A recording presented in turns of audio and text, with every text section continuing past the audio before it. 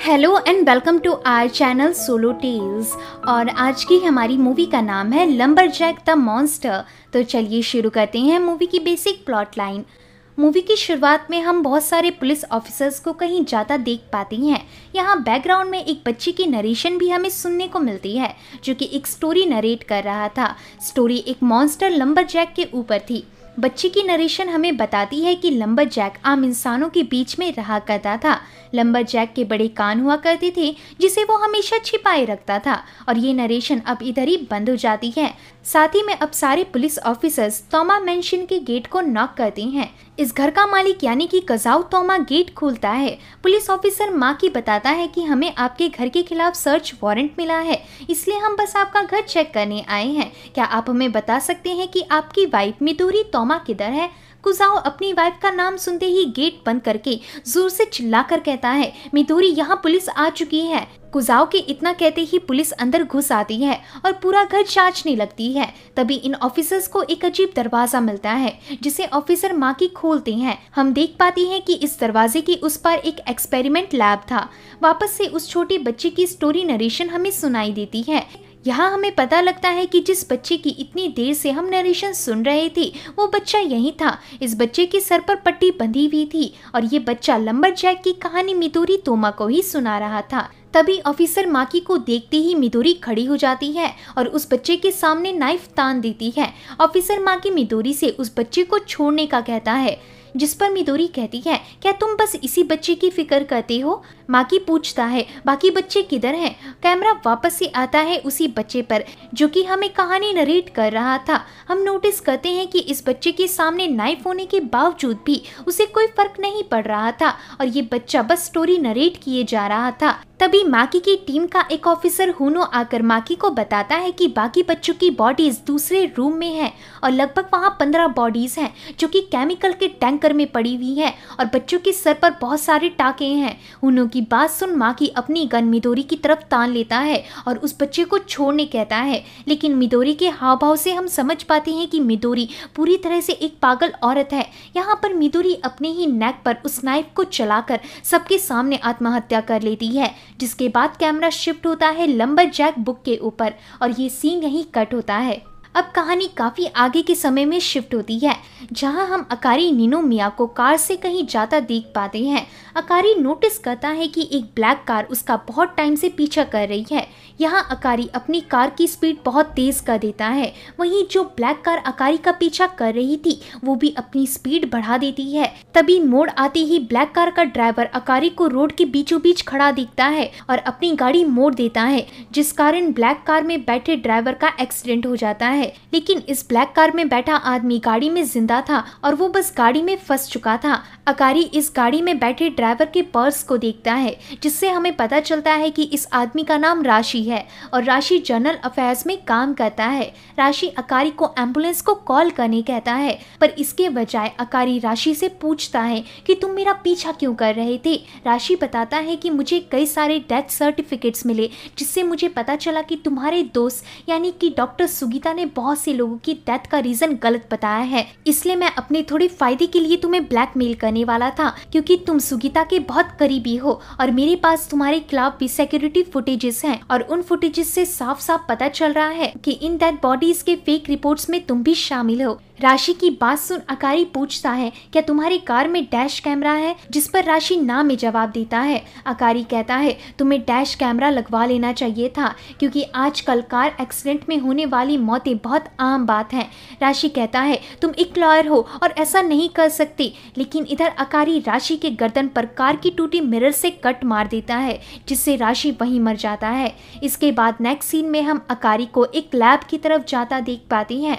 अकारी के गेट खुलते ही वो इंस्पेक्टर तोशीहिरो से टकरा जाता है।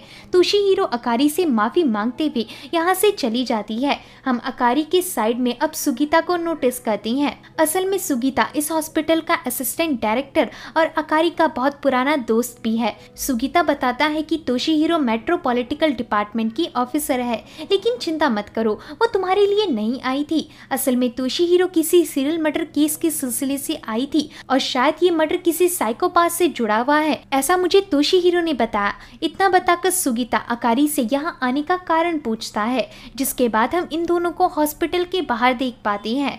अकारी सुगीता को राशि के बारे में बताता है। इन दोनों की बातों से हम समझ पाते हैं कि सुगीता बहुत सारे इंसानों पर एक्सपेरिमेंट कर चुका है, जिस कारण कई लोगों की जानें गई हैं। लेकिन सुगीता पैसे और अकारी जैसे ब्रिलियंट लॉयर के कारण कभी भी किसी केस में पकड़ा नहीं गया। अकारी से सुगीता कहता है, चेंजेस के लिए लोगों की कुर्बानी मायने नहीं रखती और चिंता मत करो, मैं तुम्हारे सारे सिक्योरिटी फुटेजेस को मिटा दूंगा। इतना सुन अकारी इस जगह पर लगे कैमरा को फुटबॉल से तोड़कर चला जाता है। अब हम अकारी को उसके बिल्डिंग के पार्किंग लॉट में देखते हैं। इधर कार में अकारी रेडियो के थ्रू साबुरो इतावा और मासूमी नाम के दो लोगों की मर्डर न्यूज सुन रहा था।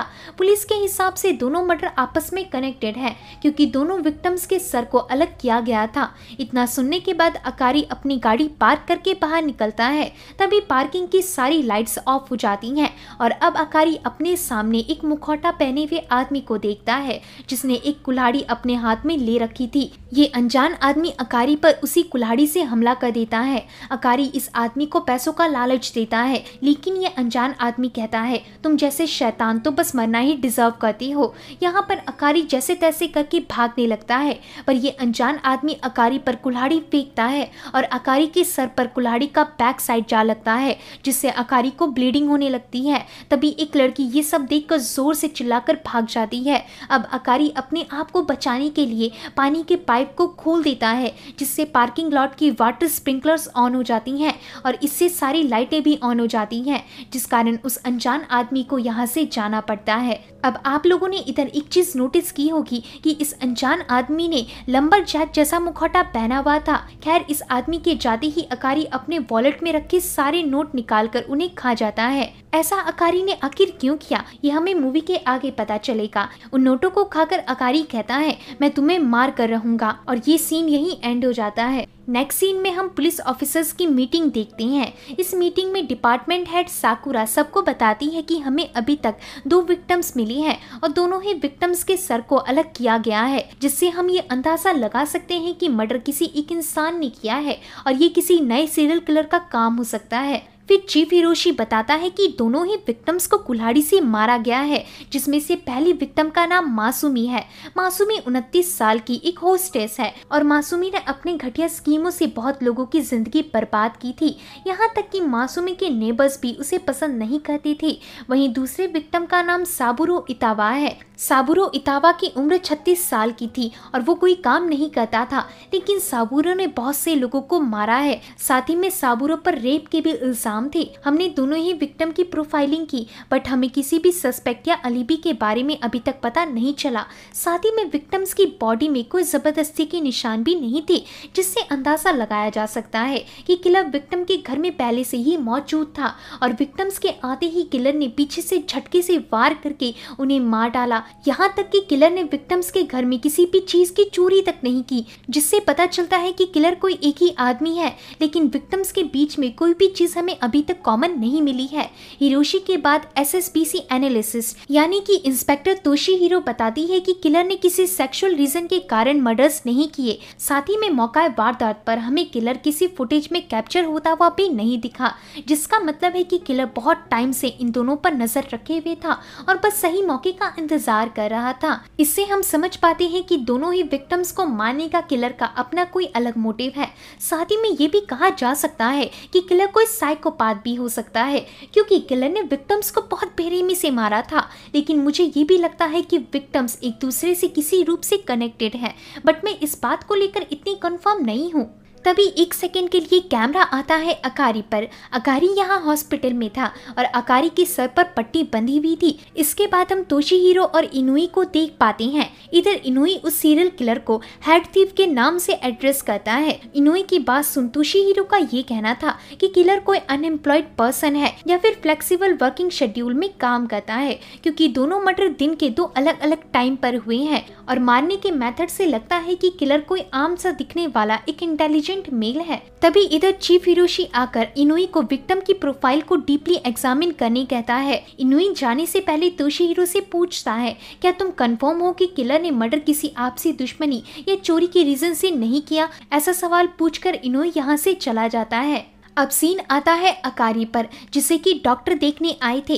डॉक्टर हारू अकारी को कहता है सब तो ठीक है, लेकिन आपको थोड़ा सा प्रिकॉशन लेना पड़ेगा, क्योंकि आपकी चोट से हेमाटोमा के सिम्टम्स दिखाई दे रहे हैं, यानी कि ब्लड क्लोथिंग की, क्योंकि आपके सर पर लगी चोट बहुत गहरी है। लेकिन अभी तक 6 घंटे ऑलरेडी बीत चुके हैं, तो आपको इतना डरने की कोई बात नहीं। अकारी कहता है मुझे दर्द तो फील नहीं हो रहा डॉक्टर, लेकिन कुछ अजीब सी फीलिंग्स महसूस हो रही हैं। इसे सुन डॉक्टर हारू अकारी को कुछ दिन हॉस्पिटल में रहने का सुझाव देता है, लेकिन अकारी इससे मना कर देता है। तब डॉक्टर हारू अकारी को किसी बड़े हॉस्पिटल में जाकर अपने सर में लगी न्यूरोचिप को निकलवाने का सुझाव देता है। न्यूरोचिप की बात सुन अकारी पूछता है कैसी न्यूरोचिप? डॉक्टर हारू बताता है कि आपके सर पर एक बहुत नाजुक न्यूरोचिप लगी हुई है, जिसे निकालने में खतरा हो सकता है और आपकी जान भी जा सकती है। और क्योंकि अभी फिलहाल आपके सर पर चोट लगी है, तो शायद उस न्यूरोचिप को भी डैमेज हुआ होगा और फ्यूचर में आपको कोई परेशानी ना हो, इसलिए मैंने ये चिप निकलवाने का आपको सुझाव दिया है।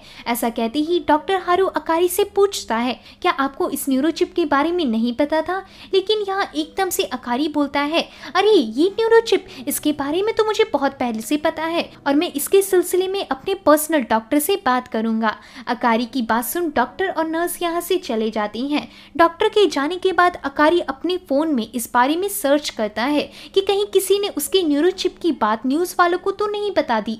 तभी यहाँ पर एमी आ जाती है। एमी असल में अकारी की फियांसे है और ड्रामा आर्टिस्ट के रूप में काम करती है। एमी की बातों से हम समझ पाते हैं कि अकारी जिस फर्म का अभी मालिक है, उस फर्म को एमी के फादर ने खड़ा किया था, और क्योंकि एमी के फादर अब नहीं रहे, तो एमी के फियांसे होने के नाते वो लॉ फर्म अब अकारी चलाता है। इधर एमी अकारी को उसके साथ जबरदस्ती ना रहने को बोलती है, क्योंकि अब एमी के फादर मर चुकी हैं। तब अकारी कहता है मैं तुम्हारे फादर के कहने पर तुमसे शादी नहीं कर रहा, बल्कि मैं तुम्हें स्टार्टिंग से पसंद करता हूँ, इसलिए मैं तुमसे शादी करना चाहता हूँ। तभी बाहर से अकारी को कोई बताता है कि अकारी से मिलने पुलिस आई है। ऐसा सुन एमी यहाँ से चली जाती है। इसके बाद सीन आता है तोशीहीरो पर।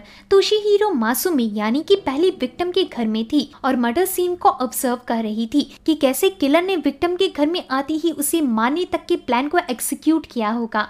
यहाँ तोशीहीरो बताती है कि तीसरा विक्टिम भी हमें बहुत जल्द मिलने वाला है, क्योंकि बिहेवियरल साइंस में हमें पढ़ाया गया था कि हर सीरियल किलर 3 मर्डर को जरूर अंजाम देता है। इनुई बताता है कि दोनों विक्टिम्स में एक चीज कॉमन थी कि दोनों ही विक्टिम अनाथ थे, लेकिन दोनों ही विक्टिम अलग अलग अनाथ आश्रम में बड़े हुए थे, यानी कि ये मर्डर किसी रिवेंज के मोटिव से तो नहीं किया गया है। ऐसा कहकर इनुई यहाँ से चला जाता है। इनुई के एटीट्यूड और बिहेवियर को देखकर तोशीहीरो कहती है या तो ये आदमी बहुत ही स्मार्ट है या फिर एक पागल सन की। तोशीहीरो की बात सुन चीफ हिरोशी बताता है कि इनुई एक बहुत अच्छा इंस्पेक्टर है, लेकिन वो मुसीबतें खुद मोल लेता है और इनुई को दूसरे डिपार्टमेंट से हमारे डिपार्टमेंट में इसलिए शिफ्ट किया गया क्योंकि 2 साल पहले इनुई के डिपार्टमेंट में एक केस आया था जिसमें एक लेडी मारिया केनमोची की डेथ सीढ़ियों से गिरने से हुई थी।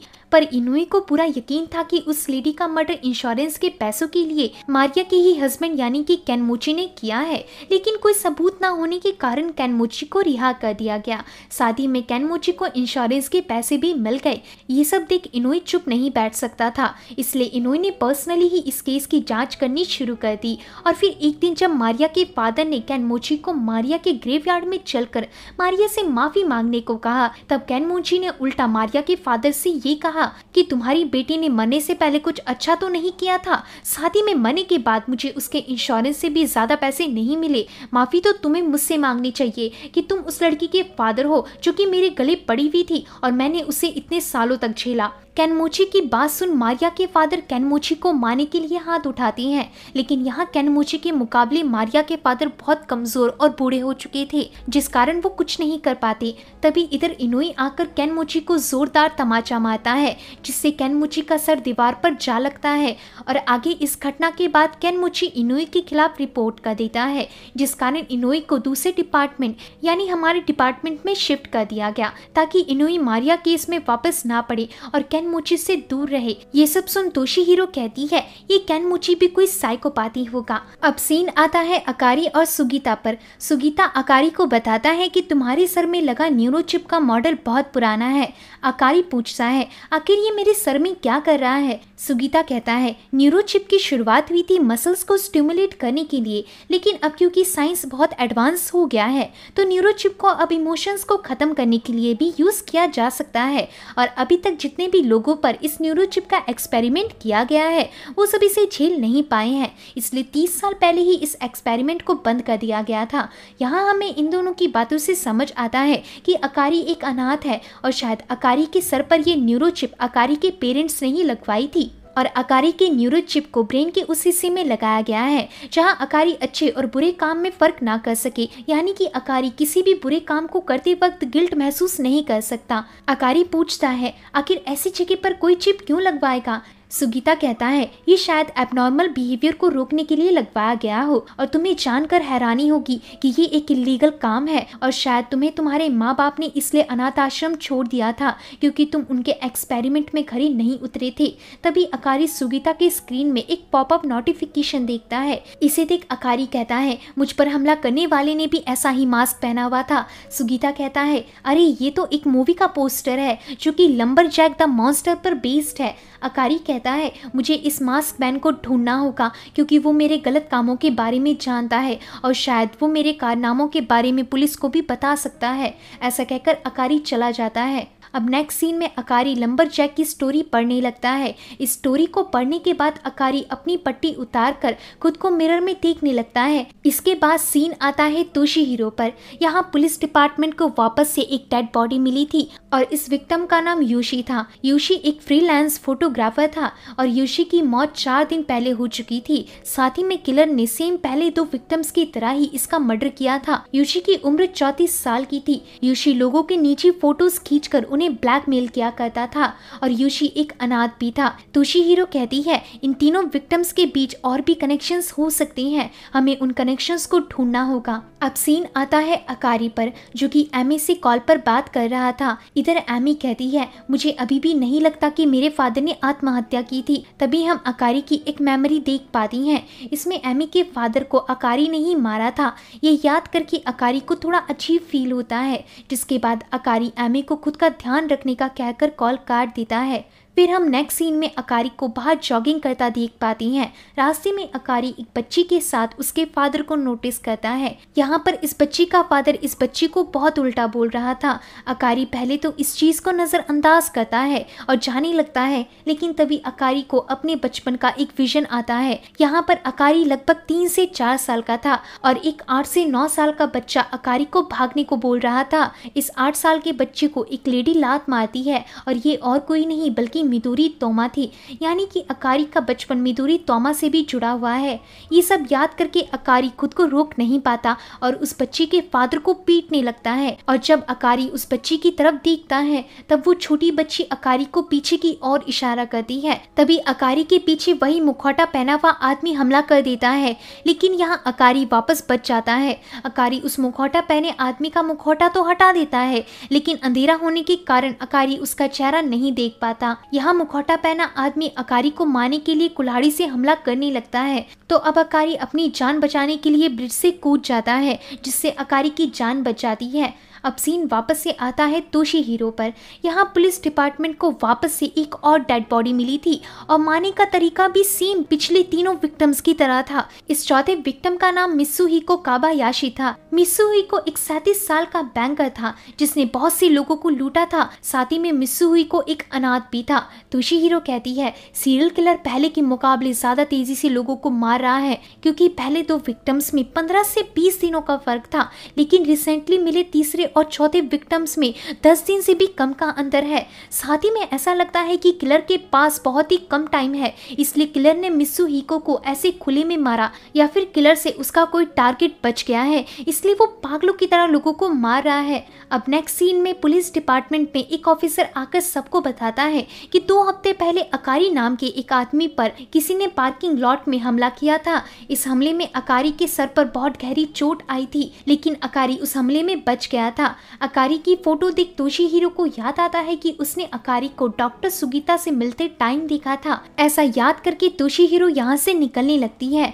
तभी चीफ हिरोशी बताता है कि अकारी के हिसाब से हमलावर ने उसके पैसे चुराने के लिए उस पर हमला किया था। इस बात से हम ये समझ पाते हैं कि अकारी ने खुद के पैसे इसलिए खाए थे ताकि वो इस घटना को चोरी का नाम दे सके। खैर चीफ हिरोशी कहता है ये सीरियल किलर केस से जुड़ा हुआ नहीं है क्योंकि हमला चोरी के रीजन से हुआ था। पर तोशिहीरो को जाता देख चीफ इनोए को तोशिहीरो के पीछे जाने कहता है। अब सीन आता है अकारी पर, जिसे उसके घर के सामने एमी मिलती है।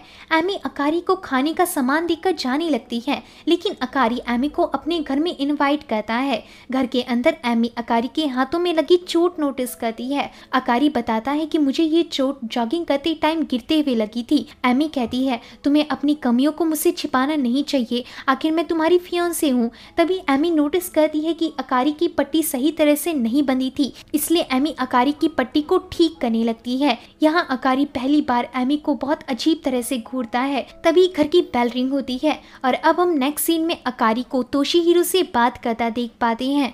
अकारी बताता है कि जिस दिन आप मुझसे मिलने आई थी, मैं उस दिन सुगीता से मिलने एक केस के सिलसिले में गया था, क्योंकि मैं एक लॉयर हूँ और फॉरेंसिक रिपोर्ट की मुझे जरूरत पड़ती रहती है। यहाँ तोशिहीरो अकारी से बताती है कि मैंने आपका पार्किंग लॉट में हुआ इंसिडेंट रिपोर्ट देखा था और इसी सिलसिले में मैं आपसे बात करना चाहती हूँ। क्या आपने कभी कुछ ऐसा किया था जिस कारण आप पर ये अटैक हुआ हो? तभी एमी आकर कहती है उस इंसिडेंट में अकारी विक्टिम था, आप उससे ऐसा सवाल क्यों पूछ रही हैं? तोशिहीरो कहती है मैम मैं अपना काम कर रही हूँ और अगर आप अकारी की वाइफ नहीं है तो यहाँ से जा सकती हैं। इस बात को सुन एमी यहाँ से अकारी को बाय बोलकर चली जाती है। अकारी तोशिहीरो को बताता है कि मैंने कोई भी गलत काम आज तक नहीं किया। तो ये सुन तोशिहीरो अकारी के पास आकर बैठ जाती है और आंखों में आंखें डालकर पूछती है कि क्या वेपन एक कुल्हाड़ी थी, क्योंकि आपके सर पर एक बहुत गहरी चोट का निशान है। अकारी कहता है हमला पीछे से हुआ था और उसी टाइम मैं बेहोश हो गया था, इसलिए मुझे नहीं पता कि वेपन क्या था। तोशिहीरो कहती है याद कीजिए क्या वो वेपन वाकई एक कुल्हाड़ी थी या नहीं? तब अकारी कहता है आप एक कुल्हाड़ी को ही वेपन क्यों बोल रही हैं? वेपन कुछ भी हो सकता था। तो ये सुन तोशिहीरो अकारी के सामने अभी तक मरे हुए चारों विक्टिम्स की फोटो निकालकर बताती है कि अभी तक 4 सीरियल मर्डर हो चुके हैं जिसमें वेपन एक कुल्हाड़ी है और शायद आप अगले विक्टिम हो सकते हैं। अकारी कहता है ना ही मैं इन चारों को जानता हूँ और ना ही मेरा इस केस से कोई लेना देना है। तोशिहीरो पूछती है क्या आप अनाथ हैं? अकारी कहता है मैं इसका जवाब क्यों दूं, और अगर तुम्हारा ऐसा ही तरीका रहा केसेस को सॉल्व करने का तो तुम कभी आगे नहीं बढ़ पाओगी। इसे सुन इनुई तोशिहीरो को यहाँ से चलने कहता है। पुलिस के जाने के बाद अकारी सुगीता को कॉल करके बताता है कि मुझे पता चल गया कि मुझ पर हमला करने वाला वही सीरियल किलर है जिसने अभी तक 4 लोगों को मारा है। साथ ही में उस किलर के विक्टिम्स मेरी तरह अनाथ थे और शायद उस दिन वो किलर मुझे भी मारने आया था, लेकिन मैं बच गया और मेरे ख्याल से किलर मेरे न्यूरो चिप के पीछे है। सीन आता है पार्किंग लॉट की तरफ, जहाँ पर तोशिहीरो इनुई से कहती है आखिर सिर्फ एक चोरी के लिए अकारी ने अपनी कार के सामने कैमरा क्यों लगवाया? इनुई कहता है शायद अकारी को ऐसा लगता है कि उस पर और हमले हो सकते हैं। तोशिहीरो कहती है अकारी बहुत कुछ जानता है लेकिन वो हमसे सब कुछ छिपा रहा है। ऐसा कहकर तोशिहीरो कहती है हमें अकारी के इंसिडेंट वाले डॉक्टर हारू से मिलना होगा। फिर नेक्स्ट सीन में ये दोनों डॉक्टर हारू के ऑफिस में होती हैं। इधर इन दोनों को पता चलता है कि डॉक्टर हारू आज हॉस्पिटल में नहीं आए हैं। वहीं पैलर में हम अकारी को सुगीता के साथ देख पाते हैं। इधर इन दोनों ने डॉक्टर हारू को अगवा कर लिया था। अकारी डॉक्टर हारू से पूछता है तुमने मेरे न्यूरो चिप के बारे में अभी तक किसी को बताया तो नहीं है? जिस पर डॉक्टर कहता है मैंने अभी तक इस बारे में किसी को नहीं बताया। असल में सुगीता और अकारी हारू को यहाँ मारने वाले थे। हारू कहता है मेरे फोन का लोकेशन ऑन है और पुलिस तुम्हें ढूंढ लेगी अगर तुमने मुझे मारा। सुगीता कहता है तुम्हें क्या लगता है कि ये हम पहली बार कर रहे हैं? नहीं, हमने पहले भी बहुत सारे जुर्म कर रखे हैं और तुम्हें किडनैप करने से पहले हमने तुम्हारे फोन को फॉइल से रैप कर दिया था। ऐसा कहकर सुगीता हारू को हारू का फोन दिखाता है। अब अकारी सुगीता से हारू का फोन लेकर हारू को उसी से मारता है, पर हारू कहता है मैंने तुम्हारी जान बचाई है। ये सुनकर अकारी एकदम से रुक जाता है। सुगीता पूछता है आखिर क्या हुआ अकारी? अकारी कहता है मैं इसे नहीं मार सकता, मुझे कुछ अजीब सा लग रहा है। तो इसे सुन सुगीता अकारी से फोन लेकर हारू को मार डालता है। दूसरी तरफ तोशिहीरो नर्स से पूछती है क्या हम पेशेंट रिकॉर्ड देख सकते हैं, लेकिन नर्स कहती है ये कॉन्फिडेंशियल है और हम इसकी जानकारी आपको नहीं दे सकते। ये सुन तोशिहीरो जाने का नाटक करके एक केमिकल बॉटल गिरा देती है, जिसे देख नर्स वाइपर लेने चली जाती है और नर्स के जाते ही तोशिहीरो अपना चिप डालकर अकारी का रिकॉर्ड अपने चिप में नर्स के आने तक कॉपी कर लेती है। इसके बाद नेक्स्ट सीन में हम तोशिहीरो और इनुई को डॉक्टर सैम के सामने देखते हैं। सैम बताते हैं कि अकारी के सर में लगी चोट शायद कुल्हाड़ी के बैक साइड की है, इसलिए अकारी को बस ब्लीडिंग हुई थी और उसके सर को ज्यादा नुकसान नहीं हुआ, लेकिन अकारी के सर में एक न्यूरो चिप फिक्स है जो कि शायद उस इंसिडेंट में डैमेज भी हुई है। इस चिप को 30 साल पहले ही बैन कर दिया गया था और क्योंकि अकारी की उम्र अभी 35 साल है, मतलब अकारी की मर्जी के बगैर इलीगली ये चिप अकारी के ब्रेन में फिक्स की गई थी। लेकिन चौंकाने वाली बात यह है कि अकारी अभी तक ठीक है क्योंकि ये न्यूरो चिप बहुत ही नाजुक है, इससे अकारी के दिमाग पर बहुत गहरा प्रभाव पड़ सकता है और वो मर भी सकता है। नेक्स्ट सीन में हम देखते हैं कि तोशिहीरो को समझ आ गया था कि किलर असल में न्यूरो चिप के पीछे है, इसलिए किलर ने विक्टिम्स के सर पर कुल्हाड़ी से वार करके पहले सारी चिप को निकाल लिया और फिर विक्टिम के स्कल्स को अलग कर दिया ताकि किलर पुलिस को गुमराह कर सके। तोशिहीरो ऐसा कहकर चीफ हिरोशी को कॉल करती है और उससे सारे विक्टिम्स के ब्रेन एक्सरे रिपोर्ट को ढूंढने कहती है। सीन आता है वापस से अकारी पर, जो कि सुगीता को बताता है कि मुझे कुछ अजीब फीलिंग्स महसूस हो रही हैं, जैसे कि कुछ न्यू इमोशंस जो शायद मैंने कभी फील नहीं किए और मुझे लग रहा है कि अब शायद मेरी न्यूरो चिप ने काम करना शुरू कर दिया है। सुगीता कहता है मेरे ख्याल से तुम जो सोच रहे हो वो गलत है और तुम्हारी सोच के हिसाब से न्यूरो चिप उल्टा काम कर रही है। असल में मैंने तुम्हारे न्यूरो चिप के ऊपर रिसर्च की थी जिससे मुझे कुछ मिला है। सुगीता के इतना कहते ही सीन यहीं कट होता है और आता है तोशिहीरो पर। तोशिहीरो को सबके सामने एक पुलिस ऑफिसर बताता है कि हमें पहली विक्टिम यानी मासूमी की बड़ी मुश्किल से ब्रेन एक्सरे मिल पाई है, क्योंकि मासूमी का 3 साल पहले कार एक्सीडेंट हुआ था जिसमें मासूमी के सर पर चोट लगी थी और उस एक्सीडेंट के दौरान मासूमी ने ब्रेन एक्सरे करवाया था। इस एक्सरे में हम एक न्यूरो चिप को मासूमी के ब्रेन में देख सकते हैं। ये सुन चीफ ऑफिसर हिरोशी तोशिहीरो से पूछता है आखिर तुमने हमें ब्रेन एक्सरे के लिए क्यों बोला था, ये बात बहुत ही अजीब है। तब तोशिहीरो कहती है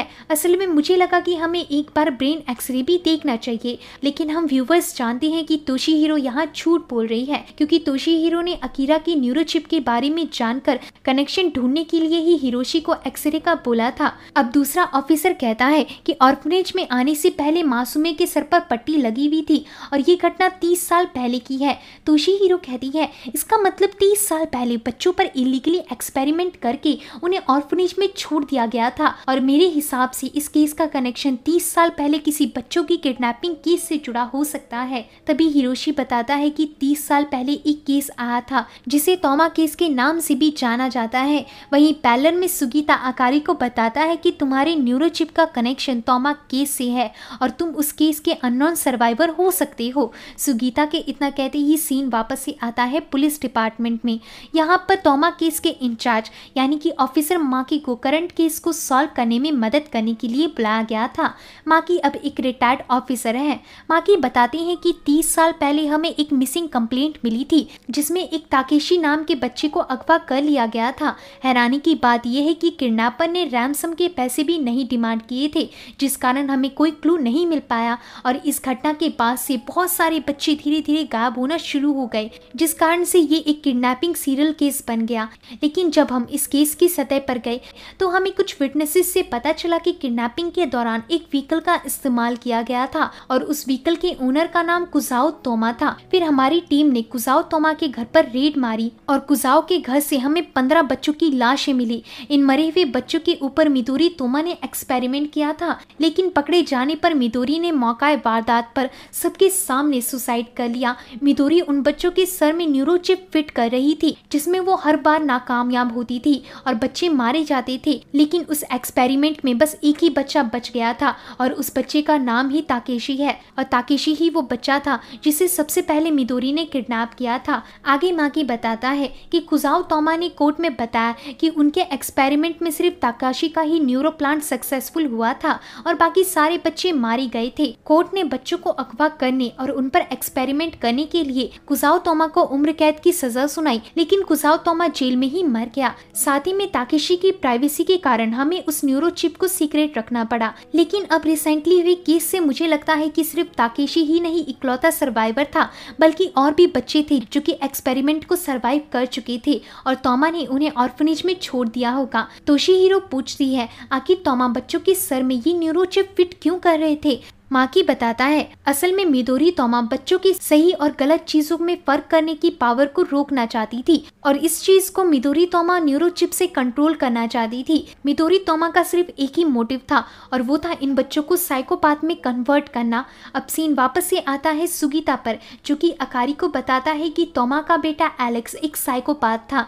एलेक्स जानवरों को मारकर उनकी बहुत बुरी हालत कर देता था, अपने दोस्तों की हड्डियां तोड़ देता था और न्यूरो चिप मिदोरी ने अपने बच्चे एलेक्स के पागलपन को ठीक करने के लिए बनाया था। लेकिन तोमा का बेटा 10 साल की उम्र में ही मर गया। इसे सुन अकारी समझ जाता है कि अकारी तोमा फैमिली के लिए बस एक एक्सपेरिमेंट था और अकारी भी किडनैप हुए बच्चों में से एक है। सुगीता आगे कहता है अब क्योंकि चिप टूट चुकी है तो मतलब तुम एक नॉर्मल इंसान की तरह रह पाओगे। अकारी कहता है क्या इस चिप को रिपेयर किया जा सकता है। सुगीता कहता है इसके लिए हमें इस चिप के ओल्ड डाटा और एक चिप की जरूरत पड़ेगी। साथ ही में चिप बहुत डेलिकेट एरिया में लगी है जिससे तुम्हारी जान को भी खतरा है। अकारी कहता है मैं उस मास्क मैन जो कि लोगों को मार रहा है उसे पकड़कर उससे इस चिप का डाटा मांगूंगा। सुगीता पूछता है क्या तुम नॉर्मल लोगों की तरह नहीं जीना चाहते। इस सवाल पर अकारी उल्टा सुगीता से ही पूछता है क्या नॉर्मल इंसान की तरह जीना अच्छा होगा। सुगीता कहता है मुझे कैसे पता, मैं तो खुद एक साइकोपाथ हूँ।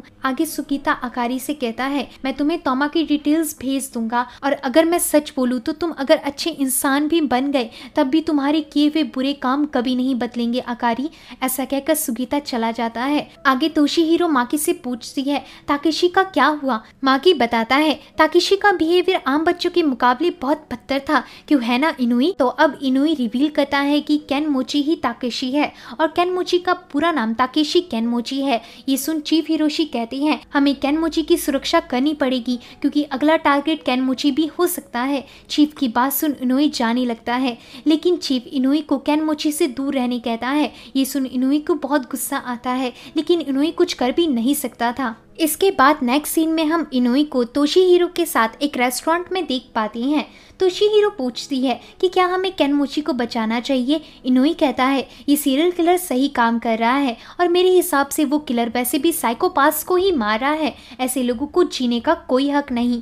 ऐसा कहकर इनुई पूछता है अकारी का क्या हुआ। तोशीहिरो कहती है मुझे पूरा यकीन है कि अकारी एक साइकोपाथ है क्योंकि उसके बिहेवियर से दिखता है कि वो एक नार्सिसिस्ट है और उसके अंदर कोई फीलिंग्स नहीं है। इसलिए सही मायनों में मेरा मानना है कि हमें अकारी पर नजर रखनी चाहिए क्योंकि किलर अकारी के पास जरूर आएगा और केनमोची को किलर शायद अपना टारगेट नहीं बनाने वाला। इनुई पूछता है क्या केनमोची पुलिस की मदद लेगा। इनुई के ऐसा कहते ही तोशीहिरो यहाँ से उठकर केनमोची के घर की तरफ निकल पड़ती है। केनमोची के घर के बाहर ऑलरेडी 2 ऑफिसर्स केनमोची का इंतजार कर रहे थे।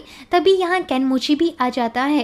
केनमोची को तोशीहिरो पुलिस स्टेशन चलने कहती है क्योंकि केनमोची के सर में न्यूरोचिप फिट है और केनमोची भी किलर का अगला टारगेट हो सकता है, लेकिन केनमोची इनके साथ चलने से मना कर देता है। केनमोची कहता है मुझे न्यूरोचिप के बारे में पता है और मुझे पता था कि इसे निकालना बहुत रिस्की है, इसलिए मैंने इसे नहीं निकाला। लेकिन तुम लोग मेरी चिंता मत करो क्योंकि मैं उस सीरियल किलर से खुद को बचा सकता हूँ और समय आने पर उसे मार भी सकता हूँ। मेरे हिसाब से किलर से ज्यादा मुझे इनुई से खतरा है क्योंकि वही मुझे मारना चाहता है। तो मैं ये सुझाव दूंगा कि तुम लोग इनुई पर ज्यादा नजर रखो, ना कि मुझ पर। इतना कहकर केनमोची अपना गेट तोशीहिरो के मुंह पर ही बंद कर देता है। इसके बाद हम अकारी को अपने लॉ फर्म की बिल्डिंग के छत पर देख पाते हैं। यहीं से अकारी ने एमी के फादर को नीचे फेंका था जिससे एमी के फादर मरे थे। यहाँ पर एमी अपने फादर की याद में फ्लावर्स रखकर श्रद्धांजलि देने आई थी। तभी एमी देखती है कि अकारी भी उसके फादर के लिए फूल लाया था। एमी अकारी से कहती है कि जब मुझे मेरे फादर ने पहली बार तुमसे मिलवाया था तब मुझे लगा कि तुम बस एक मतलबी इंसान हो और मेरे फादर की फर्म को हथियाना चाहते हो, लेकिन तुम्हारे साथ रहकर मुझे पता चला कि तुम एक अच्छे इंसान हो और बस मैं तुम्हें कभी समझ नहीं पाई। ऐसा कहकर एमी अकारी को गले लगा लेती है और यहाँ अकारी पहली बार एमी को गले लगाकर बहुत अच्छा महसूस करता है। हम वापस से तोशिहीरो को एक न्यू क्राइम सीन में देख पाती हैं। यहाँ पर चीफ हिरोशी बताता है कि ये घर कैनेकी का है और कैनेकी ही वो इंसान है जिसने तोमा के एक्सपेरिमेंट में मदद की थी। कैनेकी ने कभी कोर्ट में कुछ नहीं भूला था और क्योंकि कैनेकी के खिलाफ सबूत भी कम थे इसलिए उसे सजा भी ज्यादा नहीं मिली, जिसके बाद कैनेकी ने इस जगह पर अपना बसेरा कर लिया। कैनेकी को उसी सीरियल किलर ने मारा होगा क्योंकि कैनेकी के लॉकर से तोमा के एक्सपेरिमेंट में हुए लोगों की लिस्ट और डाटा गायब है। साथ ही कैनेकी की बॉडी को देखकर लगता है कि कैनेकी को 3 से 4 महीने पहले ही किलर ने मारा है, लेकिन अब किलर कैनेकी के डाटा को यूज करके उन सारे एक्सपेरिमेंटल बच्चे यानी कि साइकोपाथ्स को मार रहा है। चीफ आगे कहता है, हमारी आखिरी उम्मीद भी कैनेकी के साथ चली गई, लगता है हम किलर को कभी नहीं पकड़ पाएंगे। तोशिहीरो कहती है, मेरे पास अभी भी एक रास्ता है किलर को पकड़ने का। इसके बाद हम तोशिहीरो को डिपार्टमेंट की हेड साकुरा के सामने देखते हैं। तोशिहीरो बताती है कि मैंने अकारी की रिपोर्ट्स देखी हैं जिससे मुझे पता चला है कि अकारी के सर में भी एक न्यूरोचिप फिट है, यानी कि अकारी भी किलर का अगला विक्टिम हो सकता है। साकुरा पूछती है, तुम्हें अकारी की रिपोर्ट्स कहाँ से मिले? तब तोशिहीरो बताती है कि मैंने उसे हॉस्पिटल से चुरा लिए थे। इसे सुन साकुरा तोशिहीरो को इस केस से हटा देती है क्योंकि किसी भी इंसान का पर्सनल डाटा निकलवाना वो भी बिना वारंट के एक जुर्म है और अगर अकारी को इस बारे में पता चल गया तो वो पूरे डिपार्टमेंट के लिए मुसीबत बन जाएगा क्योंकि अकारी एक बहुत उम्दा लॉयर है। आगे साकुरा तोशिहीरो से कहती है कि हम अपने तरीके से अकारी पर नजर रखेंगे तो तुम अब अकारी के पीछे मत जाना। साकुरा के ऐसा कहती ही साकुरा के साथ पूरे डिपार्टमेंट के लोग यहाँ से चले जाते हैं। अब कैमरा फोकस होता है अकारी और एमी पर। अकारी एमी के साथ अपने ऑर्फनेज में आया था ताकि अकारी ऑर्फनेज के केयर टेकर से कुछ बात कर सके। यहाँ पर एमी अकारी को केयर टेकर मिया के साथ छोड़कर बच्चों के पास चली जाती है। अकारी मिया से पूछता है कि मैं आपको कैसे मिला था, क्या मुझे यहाँ कोई छोड़कर गया था? मिया बताती है कि तुम हमें 4 या 5 साल की उम्र में अकेले मिले थे। अकारी पूछता है, क्या मेरे बारे में किसी ने कभी कुछ पूछा था? मिया कहती है, हाँ, ऑर्फनेज में अक्सर किसी अनजान इंसान का कॉल आता था। वो अनजान आदमी बस तुम्हारे बिहेवियर के बारे में पूछकर कॉल काट देता था, लेकिन फिर कुछ समय बाद वो कॉल्स आने भी बंद हो गए। ये सब पूछ अकारी मिया को थैंक्स कहता है। मिया अकारी से कहती है, तुम्हारा बिहेवियर पहले के मुताबिक काफी नम्र हो चुका है, मतलब कि एमी के कारण तुम एक अच्छे इंसान बन रहे हो। अकारी मिया की बात सुन अकारी एमी को लेने बाहर जाता है और यहाँ एमी को बच्चों के साथ देखकर अकारी को रोने जैसा फील होता है और अकारी की आंखों से आंसू निकल पड़ते हैं। अकारी को अकेला ऐसी हालत में देख एमी उसके पास आती है और उसे सहाराना देती है। हम देख पाते हैं कि इन दोनों को चुपके से कोई देख रहा था। फिर रात को अकारी लंबरजैक की स्टोरी वापस पढ़ने लगता है, लेकिन तभी अकारी पर पीछे से वही मुखौटे वाला आदमी वार कर देता है, पर अकारी मुखौटे पहने आदमी को गिराकर कुल्हाड़ी अपने हाथों में ले लेता है और उस मुखौटे वाले आदमी से अकारी कहता है, सुगीता ये नाटक बंद करो। असल में सुगीता यहाँ बस ये चेक कर रहा था कि अकारी के चिप को टूटने के बाद वो सच में बदला है या नहीं, और यहाँ सुगीता सही था क्योंकि अकारी के हाथ कुल्हाड़ी लगने के बावजूद भी वो सुगीता को नहीं मार पाया, बल्कि पुराना वाला अकारी अभी तक सुगीता को खत्म कर चुका होता। सुगीता की बात सुन अकारी कहता है, तुम मेरी चिंता मत करो, मुझे पता चल गया है कि वो किलर कौन है और मुझे जल्द ही मेरे चिप का डाटा उस किलर से मिल जाएगा। तो तुम बस मेरे ऑपरेशन की तैयारी करो क्योंकि तुम ही नए न्यूरो चिप को मुझ में फिट करोगे। सुगीता अकारी की बात सुन बहुत खुश होता है और कहता है, अच्छे काम, वैसे भी फालतू लोगों के चोचले हैं और हम जैसे लोग सही मायने में नॉर्मल इंसान हैं। इसके बाद सीन शिफ्ट होता है मॉर्निंग में। यहाँ पर तोशिहीरो अकारी की कार में एक ट्रैकर फिट करके जा रही होती है। तभी अकारी तोशिहीरो को जाता देख लेता है और पूछता है, तुम इधर क्या कर रही हो? जिसके बाद हम दोनों को अकारी के घर में देख पाती हैं। यहाँ अकारी तोशिहीरो की पर्सनल बातें बताता है, जिसे सुन तोशिहीरो कहती है, लगता है कि तुमने मुझ पर रिसर्च की है। तोशिहीरो यहाँ अपने एक बचपन की बात बताती है। तोशिहीरो कहती है, बचपन में मेरे भाई को एक किलर ने मार डाला था और वो किलर किलर ऑलरेडी 9 बच्चों को भी मार चुका था, जिस कारण उस किलर के पकड़े जाने पर उसे डेथ सेंटेंस मिली थी। तोशिहीरो आगे कहती है, इतने बच्चों को मारना एक साइकोपाथ की निशानी है और यही रीजन है कि मैं ऐसे साइकोपाथ को पकड़कर जेल में डालना चाहती हूँ, ताकि बेगुनाह लोग उन साइकोपाथ के हाथों मारे ना जाए और तुम भी मेरे हिसाब से एक साइकोपाथ हो। ये सुन अकारी एक चाकू निकालकर फ्रूट काटने लगता है और कहता है, तुमने मेरे मेडिकल रिकॉर्ड्स चेक किए, वो भी बिना वारंट के, साथ ही तुम अकेले यहाँ आई हो, इसका मतलब तुम्हें मेरे रिकॉर्ड्स चेक करने के कारण इस सीरियल किलर केस से निकाल दिया गया है। ऐसा कहकर अकारी तोशिहीरो के पास आकर बोलता है, पुलिस को तुम्हारे यहाँ होने का कोई हिंट नहीं है, इसका मतलब अगर मैं तुम्हें इधर मार कर कहीं गाड़ भी दूं तब भी तुम्हें कोई नहीं ढूंढ पाएगा। क्यों मैं सही बोल रहा हूँ ना? अकारी की बात सुन तोशिहीरो बहुत सहम जाती है, लेकिन तभी अकारी हंसने लगता है और कहता है, तुम्हें क्या लगा मैं सच में एक साइकोपाथ हूँ? यार मैं किसी को नहीं मार सकता और मैं एक लॉयर होने के नाते तुम्हारी सारी चालों को अच्छे से समझता हूँ। तुम मुझे यहाँ फंसाने आई हो ताकि मैं कुछ ऐसा बोल दूं जिसे तुम रिकॉर्ड करके कोर्ट में पेश कर दो और मेरा करियर पूरी तरह से बर्बाद हो जाए। ऐसा कहकर अकारी तोशिहीरो को बाहर जाने की तरफ इशारा करता है। बाहर निकलते ही तोशिहीरो चैन की सांस लेती है, क्योंकि तोशिहीरो को सच में ऐसा लगा था कि आज वो मारी जाएगी। यहाँ पर तोशिहीरो को चीफ का कॉल आता है, जो कि तोशिहीरो से पूछता है कि क्या तुमने इनोई को कुछ बताया है, क्योंकि इनोई का लोकेशन हम ट्रैक नहीं कर पा रहे हैं और ना ही इनोई कॉल उठा रहा है, साथ में केनमुची भी गायब है। तभी तोशिहीरो को इनोई के रेस्टोरेंट में कही बात याद आती है, जहाँ पर इनोई सीरियल किलर के हित में बात कर रहा था और अब तोशिहीरो को समझ आ जाता है कि इनोई खुद साइकोपाथ है। साथ ही में केनमुची ने भी बताया था कि केनमुची को इनोई से ही खतरा है, मतलब कि इनोई ही किलर है। इधर तोशिहीरो इनोई का एड्रेस चीफ से मांगकर अपनी गाड़ी लेकर निकल जाती है। तोशिहीरो को ज्यादा अकारी देख रहा था, जिसके बाद अकारी अपने ड्रॉर से एक खंजर निकाल कर कुछ सोचने लगता है।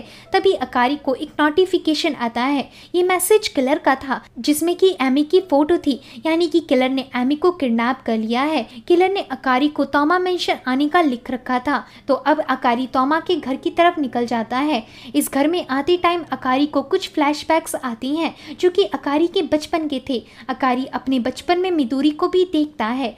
दूसरी तरफ तोशिहीरो इनोई के घर पहुंच चुकी थी। वहीं पैलर में अकारी उसी लैब में आ जाता है जिसे हमने मूवी की स्टार्टिंग में देखा था। यहाँ पर अकारी एमी को बंधा देखता है। एमी अकारी को आगे आने से मना कर रही थी, लेकिन तभी अकारी पर वही मुखौटा पहना आदमी यानी कि किलर अटैक कर देता है। अकारी बचने के चक्कर में पीछे मुड़ता है, लेकिन अकारी का पैर एक ट्रैप में फंस जाता है। वहीं दूसरी तरफ पुलिस वाले इनोई के घर का दरवाजा तोड़ देते हैं, लेकिन यहाँ इनोई मौजूद नहीं था। पर तभी इनोई बाहर से आकर इन लोगों से पूछता है, तुम लोग मेरे घर में क्या कर रहे हो? चीफ कहता है, हमें लगा कि तुम ही किलर हो। इनोई पूछता है, क्या तुम लोग उस साइकोपाथ के कारण दिमाग से खिसक चुके हो? चीफ पूछता है, आखिर तुम्हारा लोकेशन ऑन क्यों नहीं था और तुम कॉल क्यों नहीं उठा रहे थे? इनोई कहता है, मैं ग्रेवयार्ड विजिट करने गया था और मेरा फोन साइलेंट में था। तोशिहीरो पूछती है, तुम किसके ग्रेव को विजिट करने गए थे? इनोई कहता है, मैं मारिया केनमुची के ग्रेवयार्ड को देखने गया था, लेकिन बड़ी अजीब बात है, वहाँ किसी ने फ्लावर्स रखे हुए थे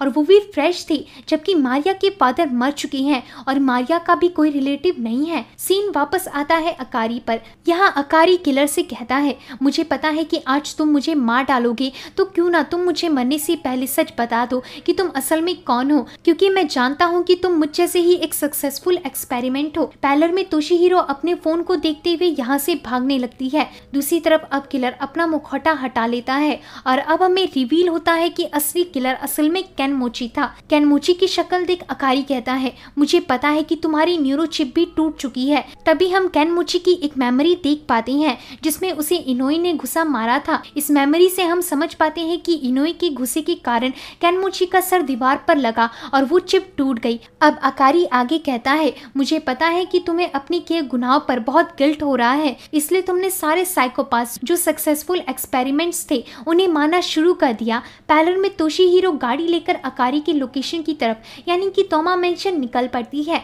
और यहाँ चीफ हिरोशी भी तोशिहीरो की गाड़ी के पीछे निकल पड़ते हैं। अब सीन वापस आता है केनमुची पर। केनमुची बताता है कि 2 साल पहले जब मुझे इनोई ने मारा था, उस दिन के बाद से ही मुझे कुछ अजीब सा महसूस होने लगा। मुझे नए इमोशंस फील होने लगे और मुझे समझ आने लगा कि मैंने बहुत से गलत काम किए हैं। लेकिन सबसे ज़्यादा मुझे दर्द तब महसूस हुआ जब मुझे फील हुआ कि मैंने इंश्योरेंस के कुछ पैसों के लिए अपनी वाइफ को मार डाला।